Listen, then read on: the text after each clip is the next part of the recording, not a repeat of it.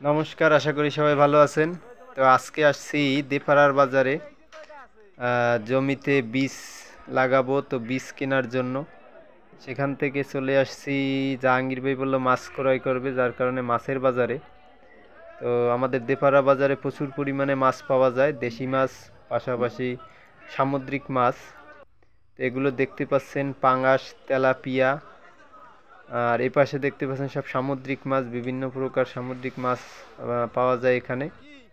এছাড়া চাষের কই মাছ, তেলাপিয়া, পাঙাশ প্রচুর পরিমাণে। আমাদের ধারে কাছে সবচেয়ে বেশি মাছ এখানে আমাদের দেপাড়ার বাজারেই পাওয়া যায়। দূর দূরান্ত থেকে এখানে লোক আসে মাছ কেনার জন্য। এটা মূলত রবিবার ও বৃহস্পতিবার সপ্তাহের এই 2 দিনে বসে। তো আজকে মূলত আসছিলাম বিচি কেনার জন্য, করল্লা বিচি। ভাবলাম যাই মাছের বাজার থেকে ঘুরে আসি, জাহাঙ্গীর ভাই যেহেতু মাছ কিনবে, চলে আসলাম।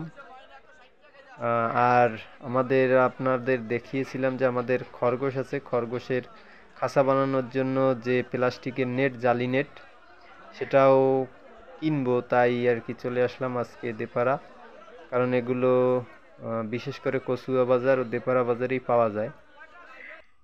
যার কারণে আর দেপাড়া বাজারে সব কিছুর একটু দাম কম, তাই চলে আসছি দেপাড়ায়।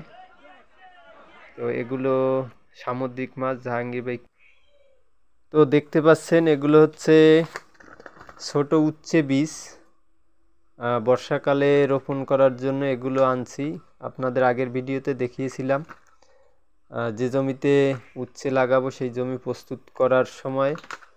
তো আজকে বাজার থেকে বীজ আনলাম। তো মোটামুটি 2টে জাতের বীজ আনছি।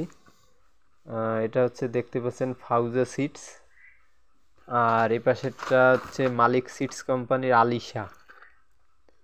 তো এটা অনেকে বলছে যে আলিশার ফলন নাকি বেশ চমৎকার, যার কারণে এর 2 প্যাকেট আনলাম।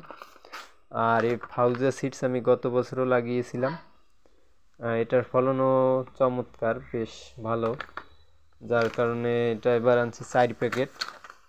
প্রতি প্যাকেটে 25 ঝাড় করে, মোট আর কি 200 ঝাড়ের মতো।